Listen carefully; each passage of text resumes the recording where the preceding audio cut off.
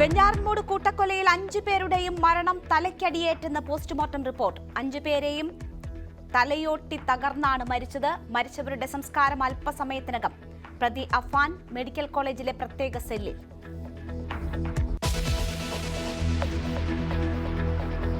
കൂട്ടക്കൊല അന്വേഷിക്കാൻ 5 ഡിവൈഎസ്പിമാരുടെ പ്രത്യേക സംഘം. അഫാൻ ലഹരി ഉപയോഗിച്ചിരുന്നുവെന്ന് പോലീസ്. അമ്മയുടെ ആരോഗ്യനിലയിൽ നേരിയ പുരോഗതി. കൊല്ലപ്പെട്ട ലത്തീഫിന്റെ വീട്ടിൽ മൽപ്പിടുത്തം നടന്നതിന് തെളിവുകൾ.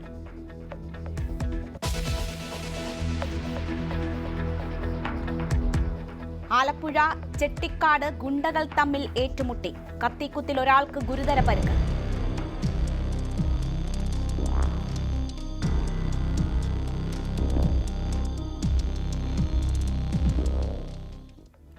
നെന്മാറ ഇരട്ടക്കൊലക്കേസ് പ്രതി ചെന്താമരയുടെ ജാമ്യാപേക്ഷയിൽ വിധി മറ്റന്നാൾ. പൾസർ സുനി സ്ഥിരം കുറ്റവാളിയെന്ന് പോലീസ് റിപ്പോർട്ട്.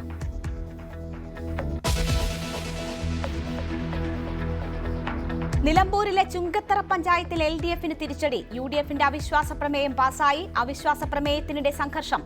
PV അൻവറിന്റെ പൂട്ടിയിട്ടെന്ന് പരാതി.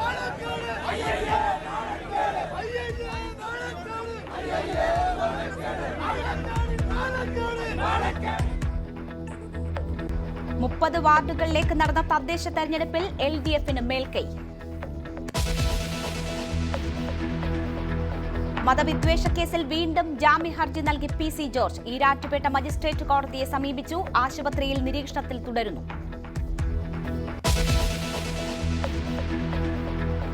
ജോലിക്കെത്തണമെന്ന സർക്കാർ നിർദ്ദേശത്തിനിടയിലും സമരം തുടർന്ന ആശാ വർക്കേഴ്സ്. സമരം ചെയ്യാൻ പാടില്ലായിരുന്നുവെന്ന് TP രാമകൃഷ്ണൻ. ആശമാർക്ക് പിന്തുണയുമായി യൂത്ത് കോൺഗ്രസ്. വീണ ജോർജിന്റെ ഓഫീസിലേക്ക് പ്രതിഷേധ മാർച്ച്.